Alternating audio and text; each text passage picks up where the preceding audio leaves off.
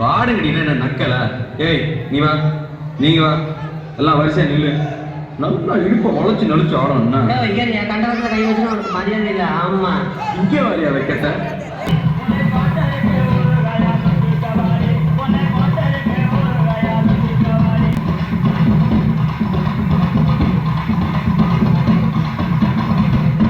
குத்துனா எப்படி தான் குத்தணும்?